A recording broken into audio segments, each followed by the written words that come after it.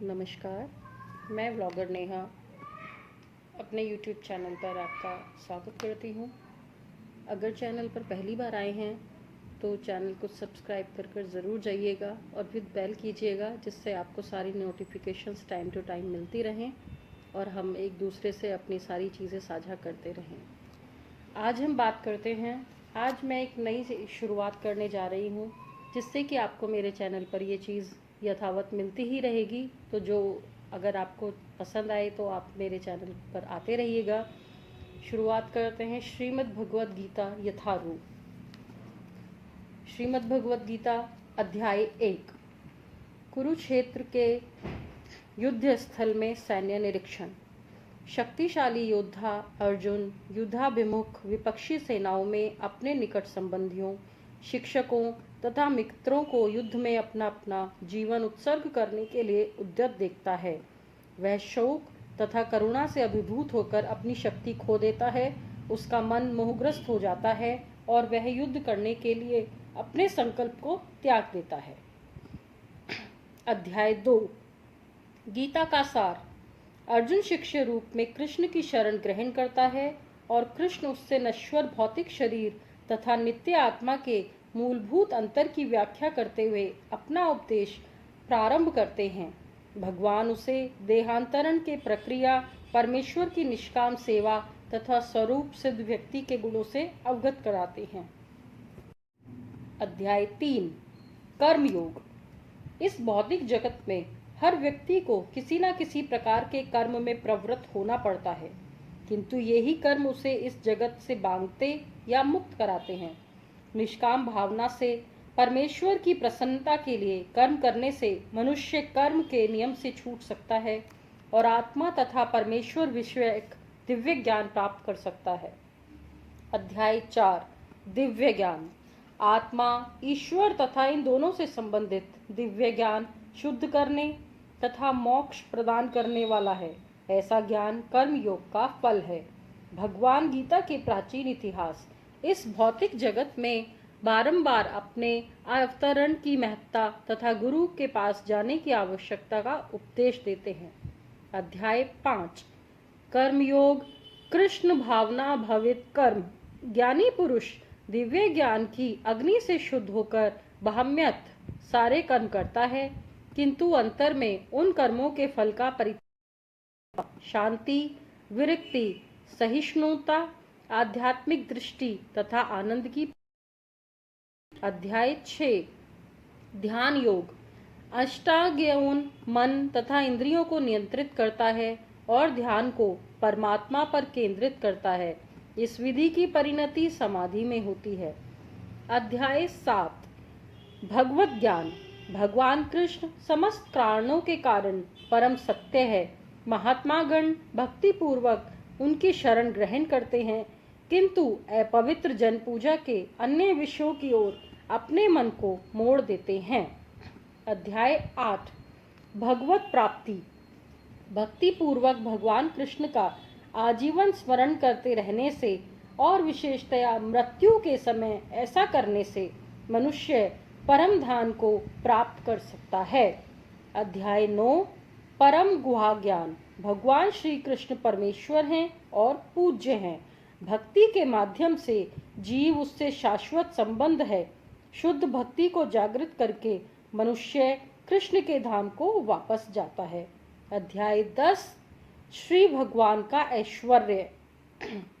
बल, सौंदर्य, ऐश्वर्य या उत्कृष्टता प्रदर्शित करने वाली समस्त अद्भुत घटनाएं, चाहे वे इस लोक में हो या आध्यात्मिक जगत में, कृष्ण की दैवी शक्तियों एवं ऐश्वर्यों की आंशिक अभिव्यक्तियां हैं। समस्त कारणों के कारण स्वरूप तथा सर्वस्वरूप कृष्ण समस्त जीवों के परम पूजनीय हैं। अध्याय 11। विराट रूप। भगवान कृष्ण अर्जुन को दिव्य दृष्टि प्रदान करते हैं और विश्व रूप में अपना अद्भुत असीम रूप प्रकट करते हैं। इस प्रकार वे अपनी दिव्यता स्थापित करते हैं। कृष्ण बतलाते हैं कि उनका सर्व आकर्षक मानव रूप ही ईश्वर का आदि रूप है। मनुष्य शुद्ध भक्ति के द्वारा ही इस रूप का दर्शन कर सकता है। अध्याय 12 भक्ति योग। कृष्ण के शुद्ध प्रेम को प्राप्त करने का सबसे सुगम एवं सर्वोच्च साधन भक्ति योग है। इस परम पथ का अनुसरण करने वालों में दिव्य गुण उत्पन्न होते हैं। अध्याय 13 प्रकृति, पुरुष तथा चेतना। जो व्यक्ति शरीर, आत्मा तथा इनसे भी परे परमात्मा के अंतर को समझ लेता है, उसे इस भौतिक जगत से मोक्ष प्राप्त होता है। अध्याय 14 प्रकृति के 3 गुण।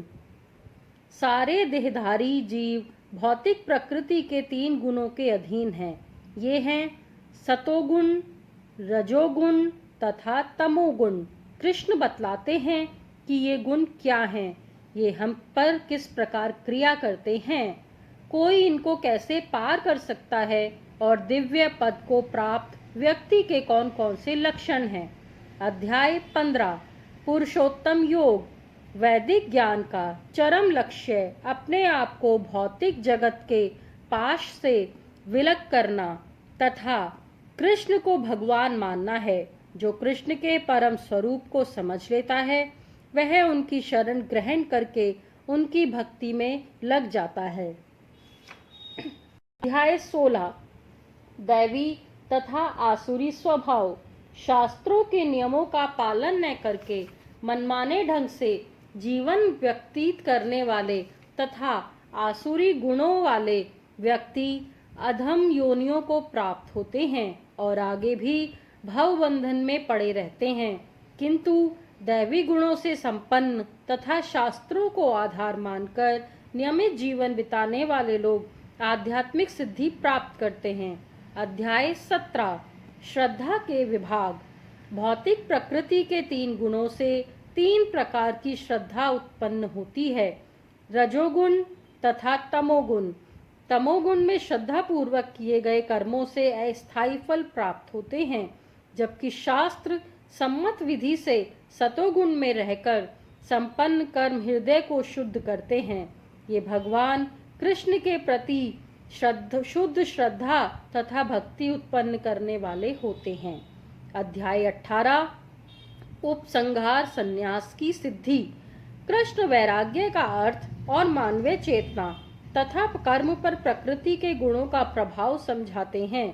वे ब्रह्मा अनुभूति, भगवत गीता की महिमा तथा भगवत गीता के चरम निष्कर्ष को समझाते हैं। यह चरम निष्कर्ष यह है कि धर्म का सर्वोच्च मार्ग भगवान कृष्ण की परम शरणागति है, जो पूर्ण प्रकाश प्रदान करने वाली है और मनुष्य के कृष्ण के नित्य धाम को वापस जाने में समर्थ बनाती है। तो ये थे श्रीमद् भगवत गीता के अध्याय 18। अब हम इसकी शुरुआत करते हैं। ओम श्रद्धा। श्रीमद् भागवत गीता, इसका हम पढ़ते हैं पृष्ठभूमि। यद्यपि भगवत गीता का व्यापक प्रकाशन और पठन होता रहा है, किंतु मूलतः यह संस्कृत महाकाव्य महाभारत की एक घटना रूप में प्राप्त है। महाभारत में वर्तमान कलयुग तक की घटनाओं का विवरण मिलता है। इसी युग के प्रारंभ में आज से लगभग 4000 वर्ष पूर्व भगवान श्री कृष्ण ने अपने मित्र तथा भक्त अर्जुन को भगवत गीता सुनाई थी। उनकी यह वार्ता, जो मानव इतिहास की सबसे महान दार्शनिक तथा धार्मिक वार्ता है, उस महायुद्ध के शुभारंभ के पूर्व हुई, जो धृतराष्ट्र के 100 पुत्रों तथा उनके चचेरे भाई पांडवों के मध्य होने वाला था। धृतराष्ट्र तथा पांडु भाई भाई थे, जिनका जन्म कुरुवंश में हुआ था और जो राजा भरत के वंशज थे, जिनके नाम पर ही महाभारत नाम पड़ा। चूंकि बड़ा भाई धृतराष्ट्र जन्म से अंधा था, अतएव राज सिंहासन उसे न मिलकर उसके छोटे भाई पांडु को मिला। पांडु की मृत्यु बहुत ही कम आयु में हो गई, अतएव उसके 5 पुत्र युधिष्ठिर, भीम, अर्जुन, नकुल तथा सहदेव धृतराष्ट्र की देखरेख में रख दिए गए, क्योंकि उसे कुछ काल के लिए राजा बना दिया गया था। इस प्रकार धृतराष्ट्र तथा पांडु के पुत्र एक ही राजमहल में बड़े हुए। दोनों को ही गुरु द्रोण द्वारा सैन्य कला का प्रशिक्षण दिया गया और पूज्य भीष्म पितामह उन्हें सलाह देते रहते थे। इतने पर भी धृतराष्ट्र का सबसे बड़ा पुत्र दुर्योधन पांडवों से घृणा और ईर्ष्या करता था और अंधा तथा दुर्बल हृदय धृतराष्ट्र पांडु पुत्रों के बजाय अपने पुत्रों को राज्य का उत्तराधिकारी बनाना चाहता था। इस तरह धृतराष्ट्र के परामर्श से दुर्योधन ने पांडु के युवा पुत्रों को जान से मार डालने का षड्यंत्र रचा। पांचों पांडव अपने चाचा विदुर तथा अपने ममेरे भाई कृष्ण के संरक्षण में रहने के कारण अपने प्राणों की रक्षा करते रहे। कृष्ण कोई सामान्य व्यक्ति नहीं अपितु साक्षात परम ईश्वर हैं कि जिन्होंने इस धराधाम में अवतार लिया था और अब एक राजकुमार की भूमिका अदा कर रहे थे। वे पांडु की पत्नी कुंती या पृथा के भतीजे थे। इस तरह संबंधी के रूप में तथा धर्म के पालक होने के कारण वे पांडु पुत्रों का पक्ष लेते रहे और उनकी रक्षा करते रहे। किंतु अंततः चतुर दुर्योधन ने पांडवों को जुआ खेलने के लिए ललकारा। इस निर्णायक स्पर्धा में दुर्योधन तथा उसके भाइयों ने पांडवों की सती पत्नी द्रौपदी पर अधिकार प्राप्त कर लिया और फिर उसे राजाओं तथा राजकुमारों की सभा के मध्य निर्वस्त्र करने का प्रयास किया। कृष्ण के दैवी हस्तक्षेप से उसकी रक्षा हो सकी, किंतु जुए में हार जाने के कारण पांडवों को अपने राज्य से हाथ धोना पड़ा और 13 वर्ष तक वनवास के लिए जाना पड़ा। वनवास से लौटकर पांडवों ने दुर्योधन से अपना राज्य मांगा, किंतु उसने देने से इनकार कर दिया। पांचों पांडवों ने अंत में अपना पूरा राज्य न मांगकर केवल 5 गांवों की मांग रखी, किंतु दुर्योधन सुई की नोक पर भी भूमि देने के लिए राजी नहीं हुआ। अभी तक तो पांडव सहनशील बने रहे, लेकिन अब उनके लिए युद्ध करना अवश्यंभावी हो गया। विश्व भर के राजकुमारों में से कुछ धृतराष्ट्र के पुत्रों के पक्ष में थे तो कुछ पांडवों के पक्ष में। उस समय कृष्ण पांडु पुत्रों के संदेशवाहक बनकर शांति की याचना के लिए धृतराष्ट्र के दरबार में गए। जब उनकी याचना अस्वीकृत हो गई तो युद्ध निश्चित था। अत्यंत सच्चरित पांचों पांडवों ने कृष्ण को भगवान के रूप में पहचान लिया था, किंतु धृतराष्ट्र के दुष्ट पुत्र उन्हें ही नहीं समझ पाए थे।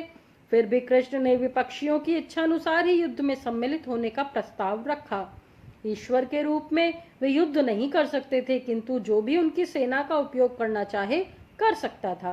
राजनीति में कुशल दुर्योधन ने कृष्ण की सेना झपट ली, जबकि पांडवों ने कृष्ण को लिया।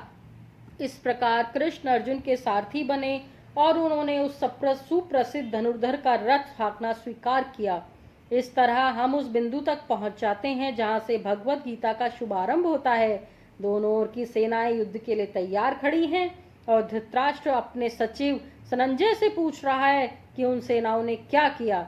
इस तरह सारी पृष्ठभूमि तैयार है। आवश्यकता है केवल इस अनुवाद तथा भाष्य के विषय में संक्षिप्त टिप्पणी की। भगवत गीता के अंग्रेजी अनुवादकों में यह सामान्य प्रवृत्ति पाई जाती है कि वे अपनी विचारधारा तथा दर्शन को स्थान देने के लिए कृष्ण को ताक पर रख देते हैं। वे महाभारत के इतिहास की पौराणिक कथा मानकर कृष्ण को निमित्त बताते हैं। किसी अज्ञात प्रतिभाशाली व्यक्ति के विचारों को पद्यम रूप में प्रस्तुत करने का या फिर बहुत हुआ तो कृष्ण को एक गौण ऐतिहासिक पुरुष बना दिया जाता है, किंतु साक्षात कृष्ण भगवत गीता के लक्ष्य तथा विषय वस्तु दोनों हैं, जैसा कि गीता स्वयं अपने विषय में कहती है। अतः यह अनुवाद तथा इसी के साथ दिया हुआ भाष्य पाठक को कृष्ण की ओर निर्देशित करता है, उनसे दूर नहीं ले जाता। इस दृष्टि से भगवत गीता यथारूप अनुपम है। साथ ही इसकी सबसे बड़ी विशेषता यह है कि इस तरह से यह पूर्णतः ग्राह्य है और संगत बन जाती है। चूंकि गीता के वक्ता एवं उसी के साथ चरम लक्ष्य भी स्वयं कृष्ण हैं, अतएव यही एकमात्र ऐसा अनुवाद है जो इस महान शास्त्र को सही रूप में प्रस्तुत करता है। मिलेंगे अगले अध्याय में एक नए उसके साथ। चैनल को सब्सक्राइब ज़रूर करना है, जिससे कि अगली भगवत गीता के अध्याय के साथ हम नए उसमें शुरू कर सकें। धन्यवाद। आपका दिन शुभ हो।